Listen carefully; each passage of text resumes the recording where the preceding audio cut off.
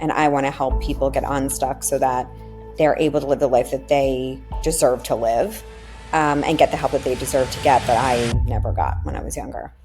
Hello, everyone, and welcome back to another episode of CEO Frequency. I am so excited to be here today with Diana Mandell, who is an author, speaker, and she's most well known as the anti-therapist, which is a title I absolutely love.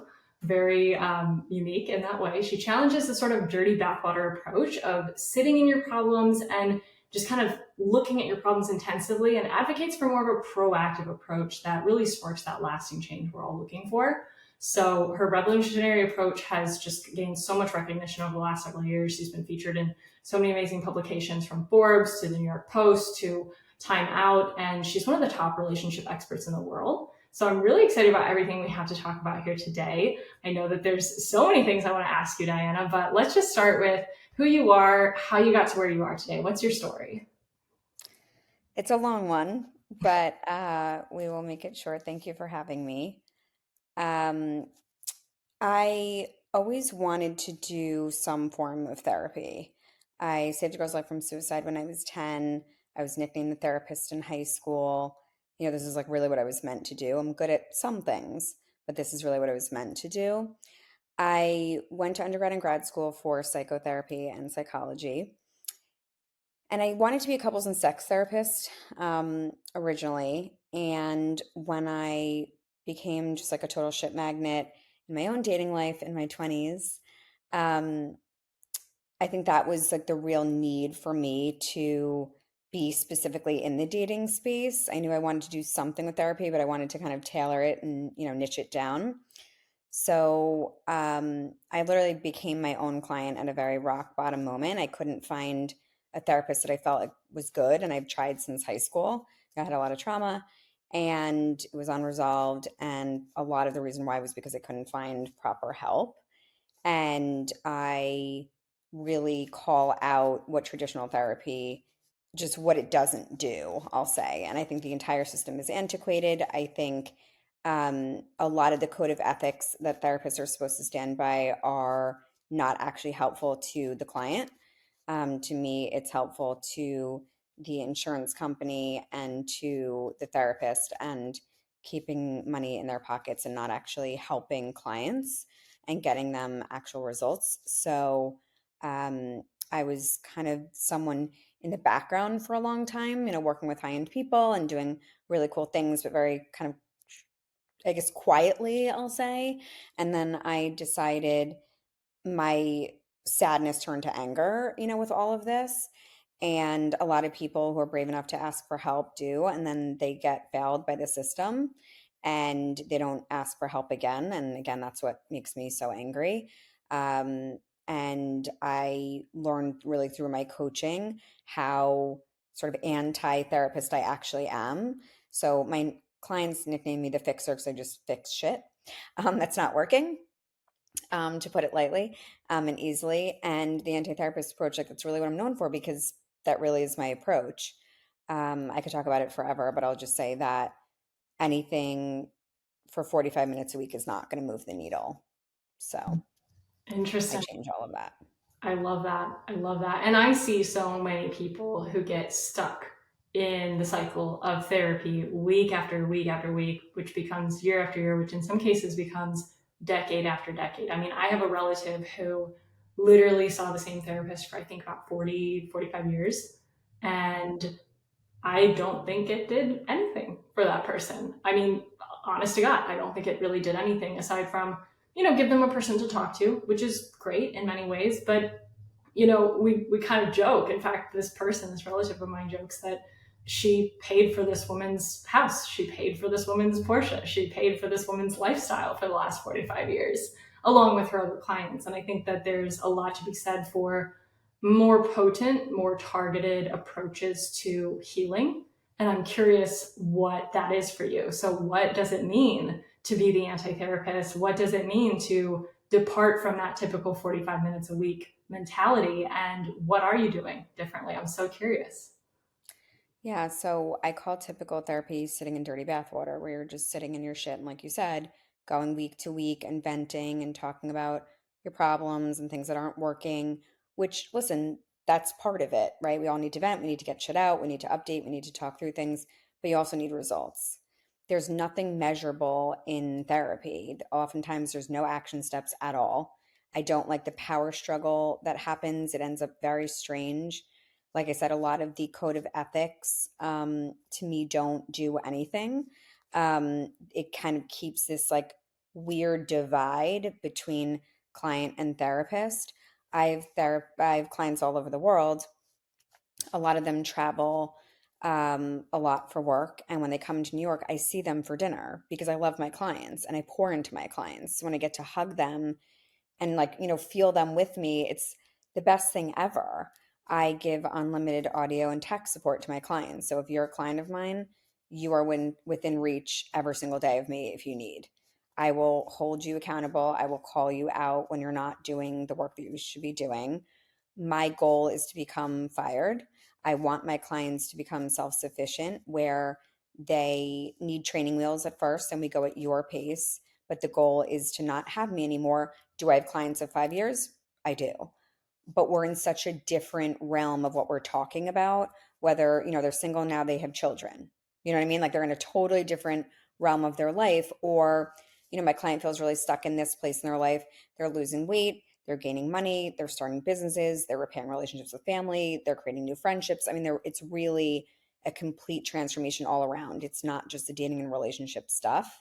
Because if you're not high quality and your life sucks, don't expect to have someone who's high quality walk into yours. You're not going to track that. And the biggest thing for me is that I teach clients to make decisions and choices and have thoughts for themselves that don't reflect through the lens of their trauma. Wow. I love that. I love that. If you're not high quality, high value inside yourself, you can't attract that high value person into your life. That is so true and so overlooked. Most people don't realize that. They're just looking outside of themselves for some solution to just come and save the day. It's the old Prince Charming story, right?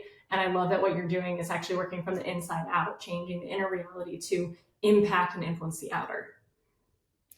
Yeah, it's huge. And I think we don't think about that, especially as women. There's so many roles that we play in our lives. We try to be perfect. We try to be everything to everyone. We put ourselves last on our list.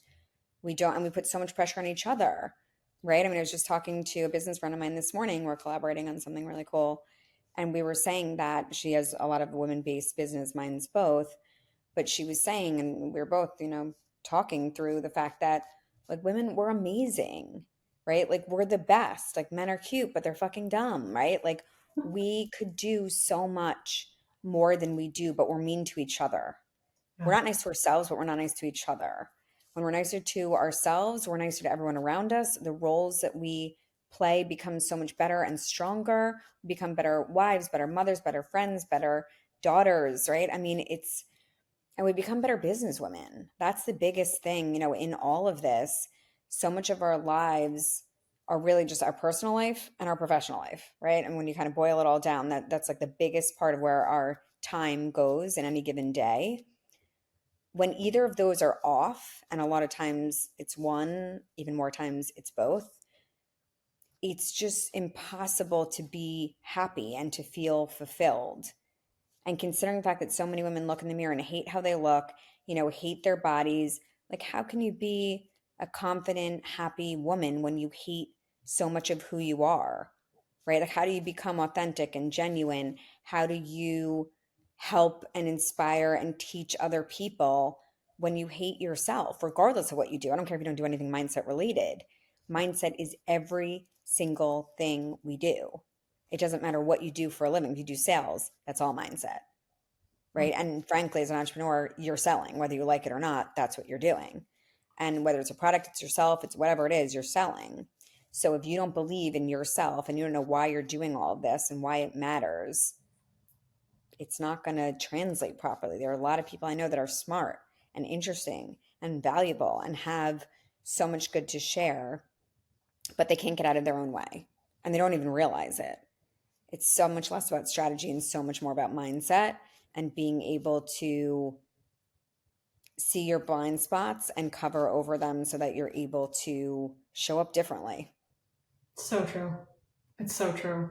And I love that you pointed out like how can you sell anything? how can you deliver for your clients? How can you show up and market your business if that inner world is not confident, self-trusting, authentic, aligned, like energized as well? Like if you're not eating well, if you're not taking care of yourself, it's like basic stuff, but it makes the biggest difference because all those things have a ripple effect out into everything else that we do. It's true. Yeah, 100%. So tell me a little bit about how you came to focus on relationships, right? How did you come to focus on couples and relationships? What inspired that? And I guess how does that inform everything else that you do? Because you obviously help your clients in so many ways. Is that still a focus for you? And if so, how? It's a huge focus for me. Um, and becoming a mother and becoming a wife really helped solidify a lot of that. My husband is my guinea pig, in so many ways. Um, and I'm so proud of the relationship that we have. You know, we both have businesses. We have very young children. We have a 1.5-year-old and a 3-year-old.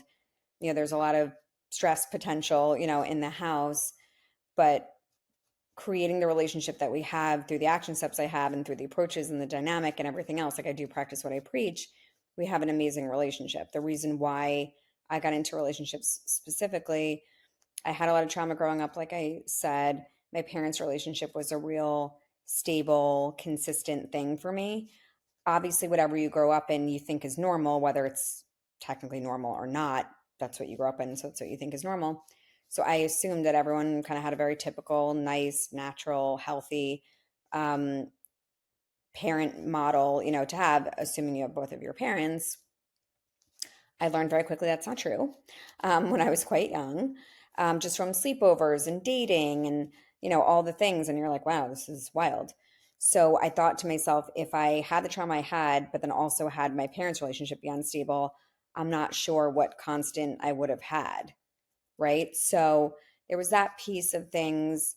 I think also, too, the dating relationship stuff, like I literally was teaching this to people in high school. People would come to me before I even was in real relationships. People were coming to me with their dating woes and issues, right? I mean, it was just something that kind of naturally came to me.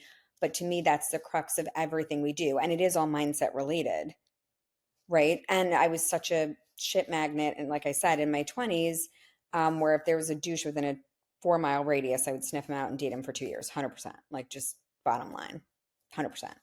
But it was all my trauma coming out, right? I mean, it just was. And I had to literally go through my own coaching program when I was at a very low moment in my life because I didn't know what else to do. I couldn't find a good therapist. So it wasn't even that I thought it was a good idea. I just didn't know what else to do. I needed help. I couldn't find it. I knew I was helping other people. So I'm like, you know what? This is kind of weird, but I'm going to become my own client. I did. And I changed my entire life. And it's not, a lot of people create these sort of rag to riches stories where it's like, I was a mess and then I wasn't, the end. Like, that's not how these stories go. It was and still is, you know, a struggle. But I mean, with what I grew, you know, in my life and even the action steps that I created for myself are action steps that all my clients do. So I have some clients do specific action steps regardless of who you are, and they obviously personalize it more so once they get to know you better and really understand you, and to be able to serve you properly. Um, but had I not gone through it myself and been in the trenches with my clients and done all the work and gotten myself out of that place, I'm not sure it would have really been in alignment. And if you look at a lot of the dating relationship people out there, a lot of them are my clients. You know what I mean? And which is, at least they're getting help, but like that's a good thing, but they're leading on something they shouldn't necessarily be leading on. Um, so it's very needed. And I think particularly being in the relationship space is important because, like I said, the two biggest parts of our lives are the dating stuff and the romantic stuff, and the business stuff. And if either one of them are not going the way that you want, it's very hard to be happy. And I saw how my unsolved trauma was constantly coming up in my romantic life more than anything else in my 20s when I was deciding what I really wanted to do. And I knew that there was a huge need. So, Absolutely. Absolutely. So would you say that you work mostly with entrepreneurs who are having, maybe issues in the relationship or trying to navigate relationships, dating, maybe moving towards a more serious relationship and building a future with somebody? Because what I see just from my perspective and the context I have, is a lot of my clients who are entrepreneurs definitely have a hard time balancing that personal side of their life with their professional side of their life as they're building their business. Sometimes it's like we have these pendulum swings, right? We tend to swing all the way in the direction of entrepreneurship and say, especially as women, it's like, I'm just going to be a badass boss. I'm just going to work all the time. I'm just going to hustle and grind and screw men. I'm done. I don't want any men in my life, right? And then eventually what happens, because it's not sustainable, is the pendulum swings back, because we are social creatures. We do need support. We do need love. We do need care. And so then we can swing the opposite direction and let the business fall to the wayside as we pursue relationships. And so I've seen that pendulum swing back and forth so many times. And I'm wondering if one of the things you help people with is finding that balance and navigating, having that fullness of life, having the fullness of a fulfilling, healthy relationship alongside the fullness of a healthy, scaling, growing, authentic business in their life as well. Yeah, and it's a good question. I don't really believe in work-life balance. I believe in work-life harmony, where, everything needs to kind of blend and gel and work well, but there is no such thing as balance when you are growing a business, regardless of whether you're at six, seven, eight, nine figures. So it's achievable, but you have to set those guidelines for what that looks like. And oftentimes as women, we're never where we feel like we need to be, right? When you're with your partner, you feel like you should be working. When you're working, you feel like you should be with your kids. When you're with your kids, you feel like you should be with your partner. Like we're just kind of never happy, but then you're always miserable and kind of thinking you're not in the right place. I think there was a little bit of that too. I have two super young kids, and I work a lot, and it's tough, right? I mean, it's tough as a woman to kind of be everything and do everything, but I think it's achievable when you decide what makes sense and look at what needs your full focus at that moment.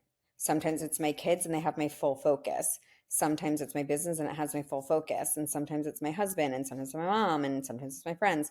It really just depends. But wherever I am, I'm there fully. Because a lot of, some women will say to me, I can't believe how much you work and what you do. And, is that really fair to your kids? I mean, the way that I answer that is I would not be who I am without my business. I would not be a good mother without the fulfillment that I have from what I do, and I help change people's lives. To me, that's something that my kids can absolutely appreciate and hopefully emulate in the way that feels right for them, whatever that looks like, but super, super important, right? And at the end of the day, it's not only just that, but then you need to decide for yourself what makes the most sense, right? And like where you want to be, what you want to do. There's so many women that I see that will ask that question or say those things to me, but then they're at the park with their kids, just like I am, but this is what they're doing the whole time, right? Really. Yeah, I mean, literally the whole time. And there are times where I'll bring kids back to their parents because their parents have no idea where they are and they're terrified, right? Because they've lost their parent. Whereas with me, wherever I am fully there. My phone is down. I don't care what's going on, right? So you need to decide what's important to you, where your focus is, and you're not going to be everything to everyone all the time. And it's okay to say no, and it's okay to say not right now. But you need to decide for yourself what kind of life you want to live. And there is no right or wrong. Do you want to work 20 hours a week? Do you want to work 45 hours a week? Do you want to work 70 hours a week? Right? I mean, it's up to you. I also do work when the kids go to bed. My husband goes to sleep before me. So, we kind of come up with a system that works. And even though it's a shit ton of work for me, this is what I'm building, right? I mean, the more you have, the more you need to sort of sustain that. A lot of people say more money, more problems. There's something to be said for that, but you also need to know what you're doing and why you're doing it.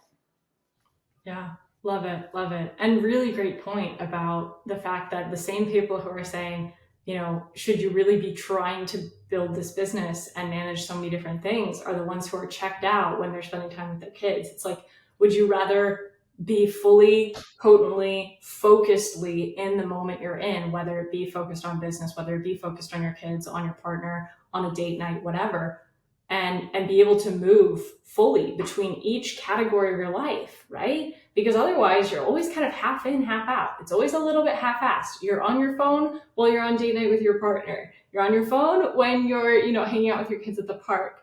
And I think that if you do everything with that intentionality and that presence of mind, of heart, of body, you're physically in the space, you're not just checked out doing something else.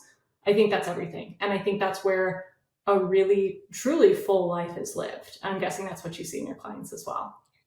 Yeah, and I think you need to decide for yourself, what it all looks like and how to have that harmony and whatever that looks like for you. And there is no right or wrong. It's really what fulfills you. But like I said, for me, it's not offense to anyone else because there's no judgment here.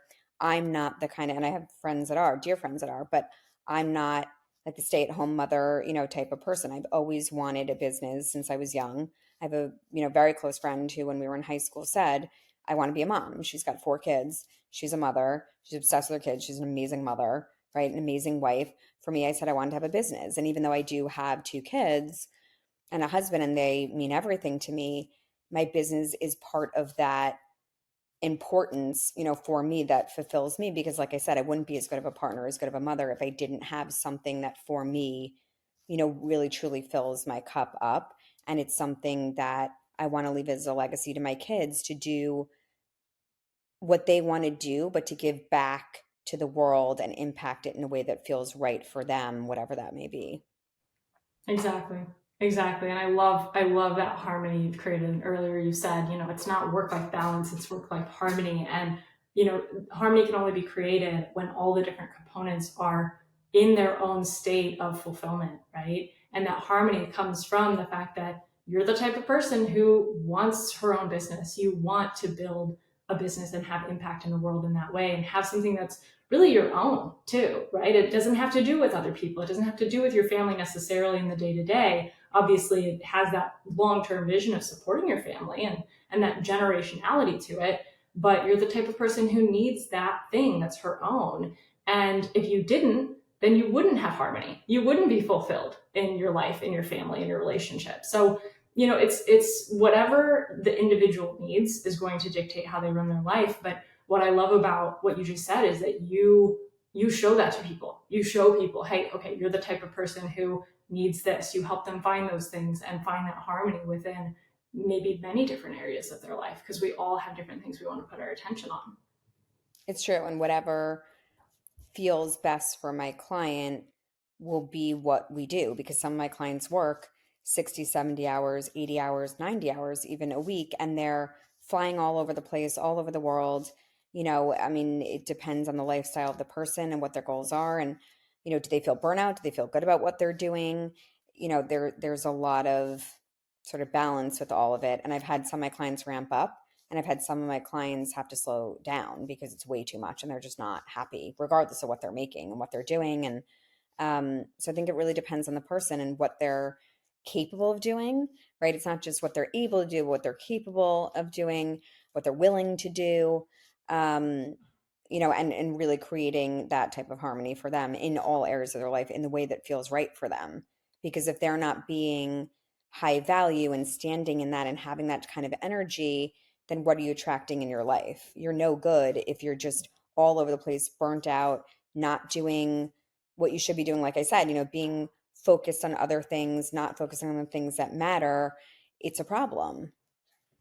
Absolutely. Absolutely. And I'm glad that you brought back up that concept of high quality and high value in the inner self. I'm curious, that brought up a question I almost forgot to ask you, but what that means to you, right? Like, how does somebody step into their highest value or highest quality self through this inner work, through the mindset work, maybe through relationship work, maybe through, their entrepreneurial mindset and how they approach their business? What does that mean for you? And I guess what are some of the action steps, behaviors, tips, habits, or just practices people can engage in to find that internally? Because I think that's something, I'm just guessing, but I think that's something our listeners are going to be really curious about because they're all business owners and they want to be giving value to the world through who they are. Yeah, it's a great question. So a lot of times we are acting from a 1.0 version of ourselves. And my goal is to get people to that 2.0 to make that big leap. And there's still rungs above that, right? So there's 2, 2.5, there's 3. There's constantly different iterations of who we are, but that 1 to 2 is a big leap. My goal is for my clients to make decisions, have thoughts, do things for themselves without their trauma getting in the way of causing them to do things that are not natural, that are not normal, that are not what's meant for them. So when you take the lens off and the focus off of your trauma and do things from a place of that 2.0 version of you, that's when things become really authentic, real, genuine. You feel empowered. You do things that you never thought you could do because we're so stuck, in the sort of patterns and the loops that we've created, and we don't even realize that we're in them, and you can't solve things that you don't know are a problem. So my job is to help people with the blind spots that they don't see that they have, and unkink that hose, and to have things run properly in the way that feels right, that oftentimes you've never experienced before.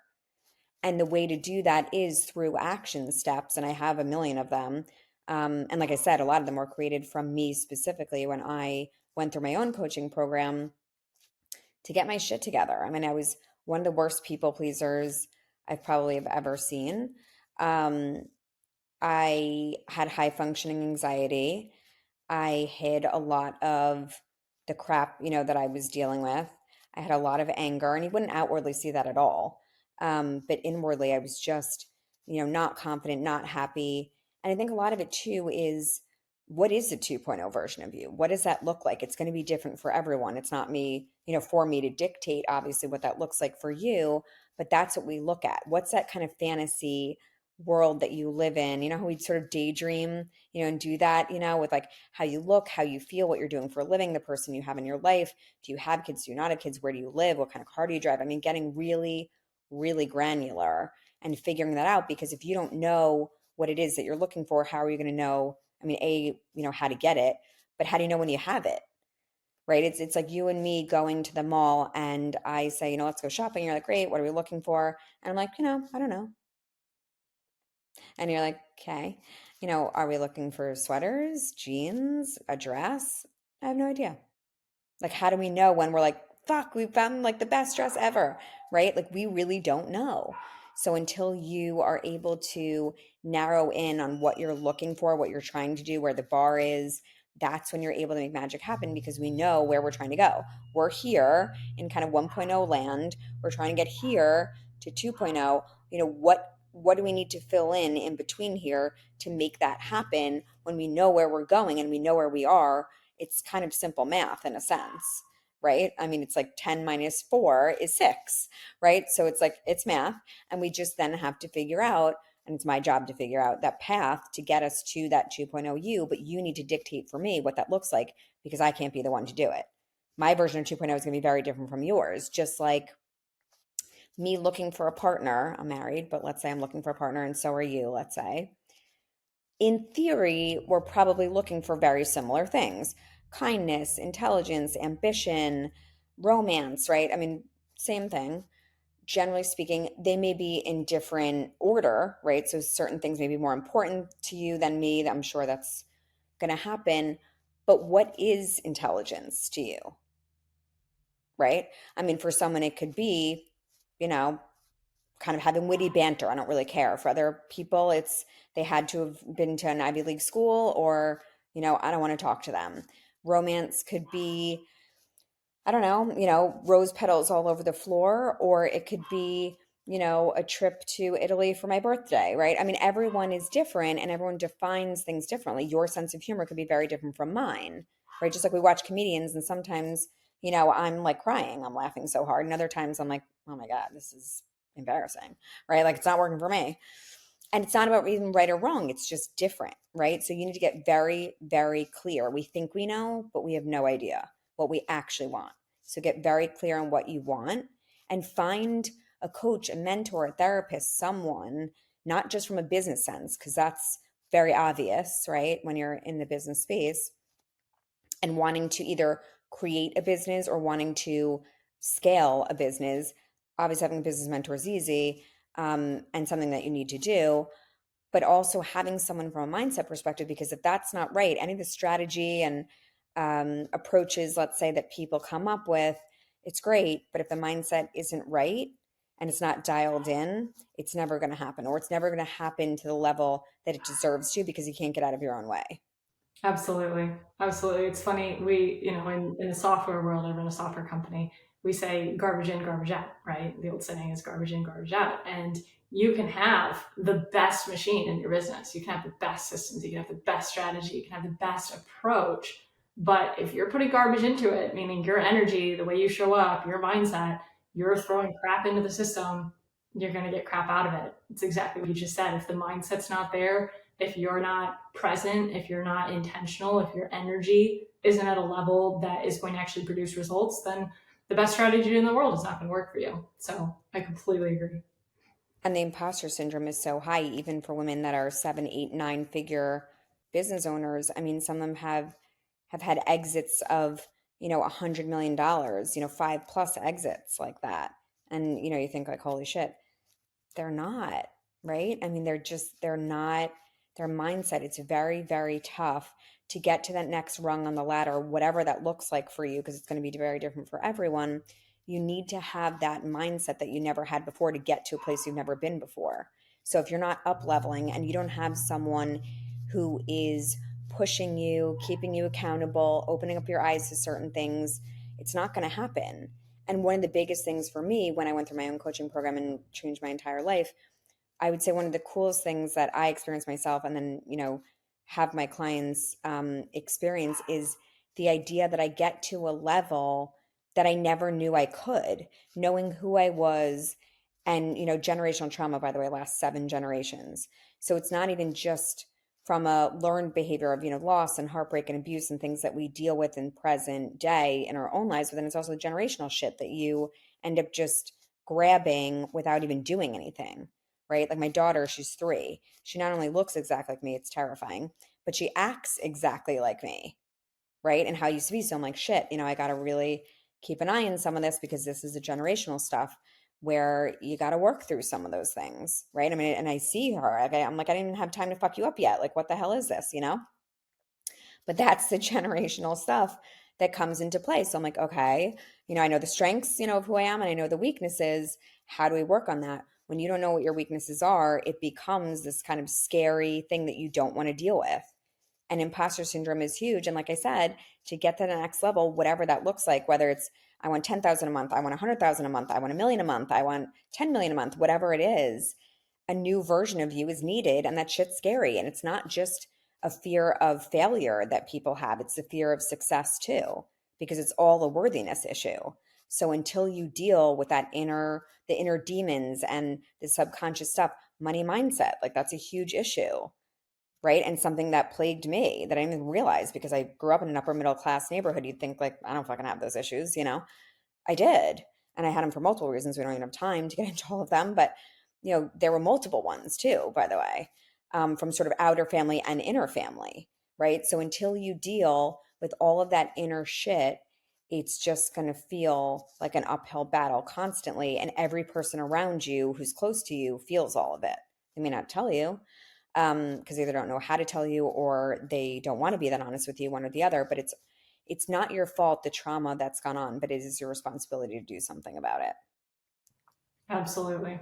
I love that. It's so true. And it's funny how we often think like, oh, that's not an issue for me because, like you said, because I grew up in an upper middle class neighborhood, or because my parents stayed together, or because my parents were divorced. I think I don't have this other issue. It's like we can take it any which way we want to, but we often overlook things that are actually there because we think we shouldn't. We think that it wouldn't make sense for us to have that trauma. Yeah, and I think a lot of, there's socially things, there's religiously things, there's culturally things, where whole like cultures, a lot of them actually will say like, just rub some dirt in it.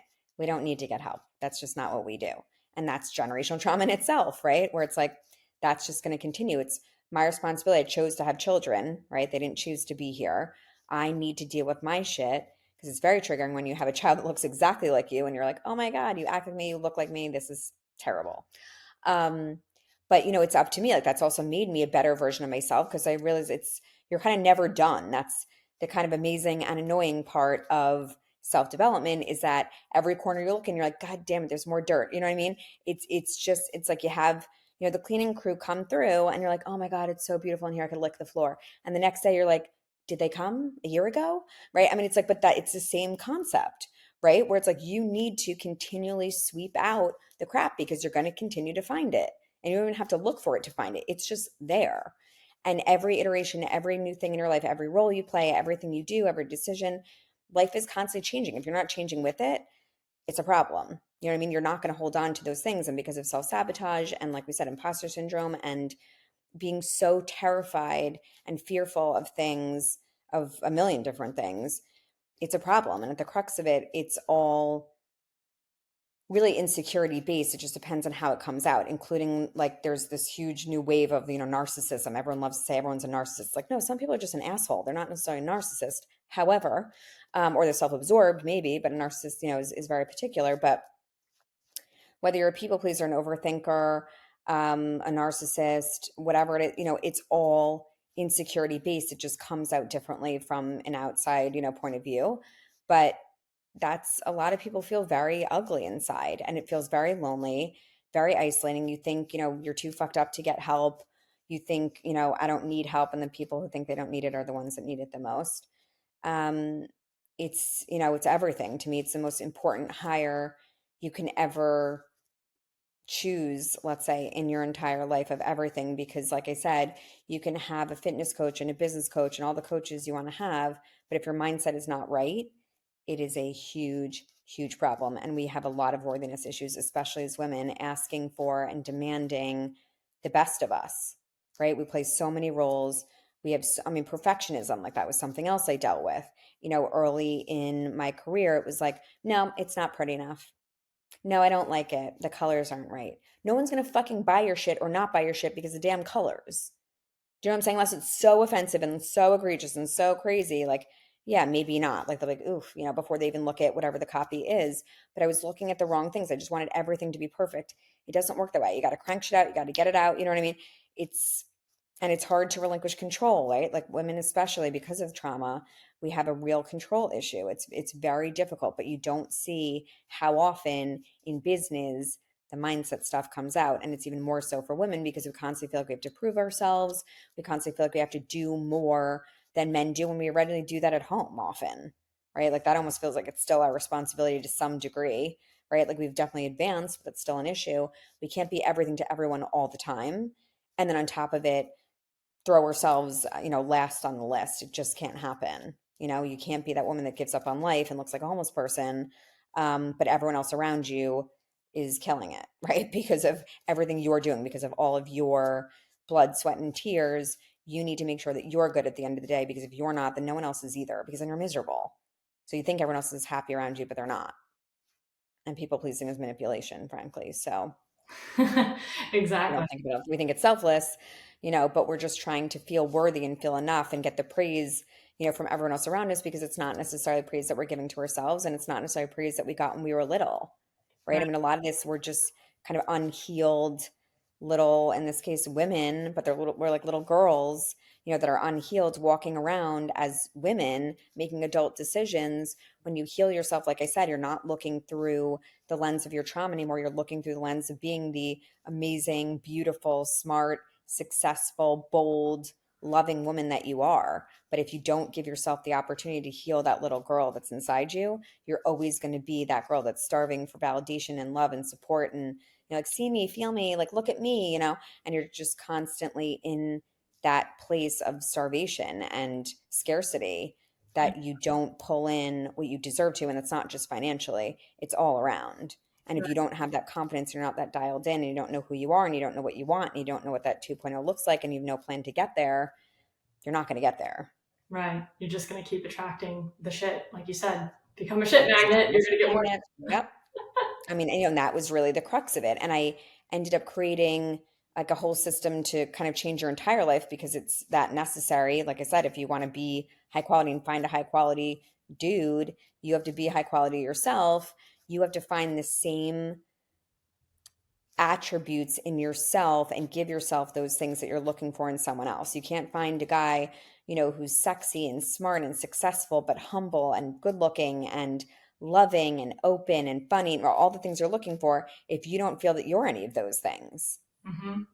I mean, just imagine how women feel about their bodies, when they're in bed. It's like that's what they're thinking about. Like, oh my God, do I look fat in this thing? Oh my God, what is he thinking? What does he do? It's like we can't just enjoy being who we are because we're so in our heads and we're so fragile in a sense, and we don't deserve that. But that has to be created. It's like a muscle. Confidence is a muscle, right? It's not like, oh, I have it or I don't. I guess I don't have it. So that sucks for me. It's something that needs to be developed over time, and it's a forever thing. I mean, while I don't recognize the old version of myself, there's still always, things where if, I'm talking to a 10-figure entrepreneur, I'm like, fuck, fuck, fuck, fuck, fuck. You know what I mean? Like that little girl still comes out sometimes where I'm like, God damn it, do I deserve to be in this room? Holy shit, what if I blow this? Oh my God, what if he thinks this? Oh my God, da, da, da. You know what I'm saying? It's like those things still come out. And I'm like, Diana, no, you motherfucker. Stop doing that. 2.0 you. What does that look like? What does that feel like? And getting very clear on what that is. And so often throughout my day, I'll say to myself, is the 2.0 version of myself? Is this a 2.0 version of myself? Is this a 2.0 version of myself? And so, I mean, thank God a lot of times it is, but every once in a while I'm like, oh, no, it's not. Hmm. Right? Because we're so addicted to that 1.0 version of ourselves. I really think of ourselves like addicts. We're addicted to that 1.0 version of ourselves. We constantly want to get pulled back there no matter where we are, along the line. We could be at 1.9, right? Or close to that 2.0. But, it's the simplest thing that can just kind of blow the house down. You got to continually look at, why does this matter? Why am I doing this? Why do I want to be the better version of myself? What does that 2.0 look like? And I get super, super clear with my clients on what that looks like, so measurably, even for yourself, that's the self-sufficiency piece of whether you're being that or not. And when you're honest with yourself, it's a good barometer for yourself to say, I am, I'm not, I'm close. And it's not about beating yourself up or being judgy towards yourself. It's just gently nudging yourself back, to being that 2.0 you. Yep.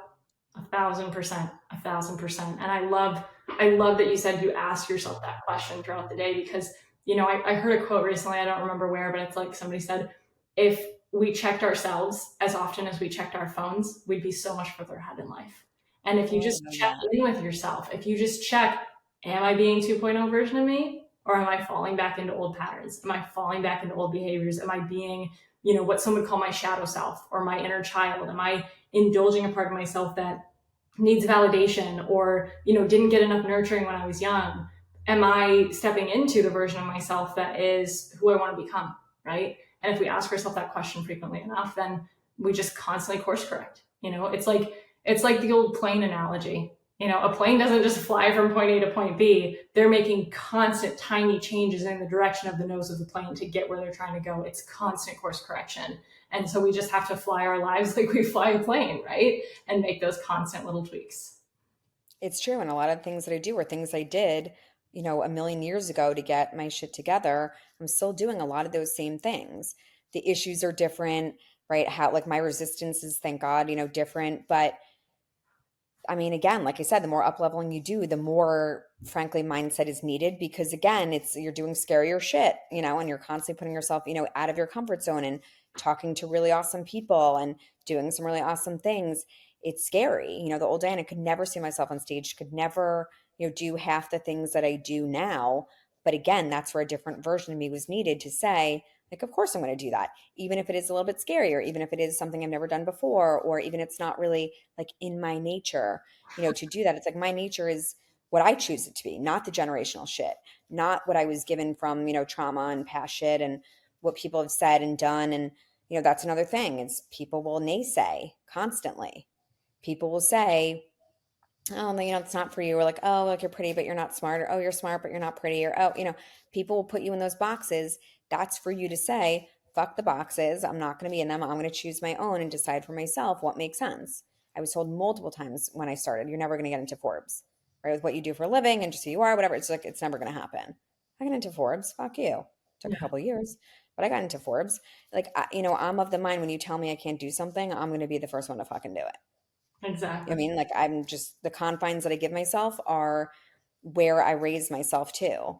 And I say to my clients all the time, don't be unhappy if you set the bar to a certain place and you can't constantly are bumping your head, Hmm. right? I mean, the bar is set wherever you decide the bar is set. That's up to you. But Yeah. when you make it limitless, you're constantly just going up the ladder and going up the ladder, but you also have to appreciate where you are first, right? So every rung you get up, I'm like, hold on a second, before we start getting like, okay, now I have to get, it's very exciting, but like, hold on a minute, I got to stop you. Holy shit. Like, look at where you are. Yeah. Like, look where you started, look at where you are now. And I don't care if it's one rung. I'm not even talking about, the 10 that, my clients can take, which is like fucking awesome. I'm talking about just one where it's like, holy shit, this feels different. This looks different. Enjoy that. Like, that's the fruits of your labor. Then, now what do we do, right? Like, but like, enjoy that. Like, sit there, right? I used to be like, okay, what's next? Whatever, like I wouldn't even read the articles I was in. Yeah. I mean, I had to slow down. It was weird to give myself that credit. I didn't like it. Yeah. But then if I don't, why should I assume that anyone else would?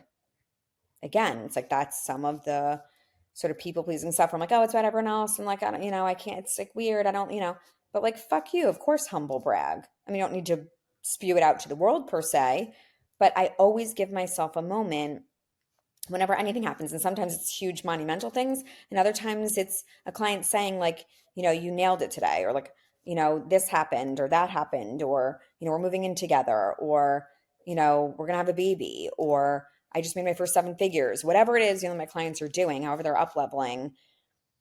You have to stop and smell the roses, and you have to continue. It's like that sort of balance between like enjoying where you're at and going to that next level. But if you're not grounded in where you are, knowing where you're going next and why you're doing that, you're just kind of all over the place. And Exactly. it's not going to mean anything, frankly. You're never So going you to. got to do what works for you. Yeah, yeah. It's so important to pause, to reflect, to celebrate, to normalize and integrate what you've created so that that becomes your new reality. That becomes your new normal, your new 1.0, so that the next level is your next 2.0. Because if you keep bouncing up to this next level and not normalizing that, you're just going to fall right back to where you were every single time. Yeah. So it's like one step forward, one step back constantly. And get used to getting uncomfortable. Yeah. I mean, it's scary. And sometimes even now, I'm like, I don't want to be uncomfortable again. You know what I mean? Because it's constantly doing that. But that's where shit grows. On Yeah. the other side of the fear of the things that you're not doing, that's where you grow and flourish. And that's where you get to see what you're actually capable of. When Yep. you're not stretching and you're not doing that, you don't even know. When you're in the safety, the comfort zone like we like to be in, it's familiar, but it's like so many people are uncomfortably comfortable. Not in my world, not my clients. I push you, I coddle you too when I need to, because we all need that sometimes, but I push you to what you deserve to do in your life. Love it. Love it. Absolutely. Wow. Well, this is really potent. So, speaking of potential and actualization of potential, what is next for you? What's your next mountain to climb? What's your next 2.0 level that you're getting to? Yeah, so some things I'm not able to talk about, but some things I can. Um, Really exciting things are coming. I have more group programs that are coming. I'm in the middle of like a full rebrand, which I'm so excited about. Like I said, I was sort of quieter for a while and now I'm not. So my team, we are working very hard to be doing a lot of really cool things. So, um, again, some are hush hush, but working on very cool projects. An app is coming out, a podcast is coming out, a lot of cool things. So I'm very excited. And I think it's very needed just to be, my biggest goal is to shine a light on the current self-development just system and therapy system, and to call it out, but to also integrate what I think it does need. So it's not just saying this is wrong, this is bad. It's saying what needs to happen instead. So I need to do that on a really big scale to be able to teach, help, inspire a lot of people, because a lot of people feel very stuck and helpless in what they're like, when where they're at. And I want to help people get unstuck so that they're able to live the life that they deserve to live, and get the help that they deserve to get that I never got when I was younger. Wow. Really powerful. Really well stated as well. That's amazing. Thank you. So tell us how everyone can find you. I'm sure our listeners are like on the edge of their seats. This was so potent and so many gold nuggets were dropped in this episode. So how can people find you, connect with you, work with you, all the things? Yeah, so for now, my Instagram, Diana Mandell, is where I'm most active, and you'll see all the updates of things coming out through the social media channels. So, Perfect. Awesome. Well, we'll yeah, link to it in the show notes. That's perfect. awesome. Well, thank you so much for taking the time today. This was amazing. I learned a ton too. So I'm sure we'll have to have more conversations in the future. I really appreciate it. I would love that, and thank you for having me. Thanks.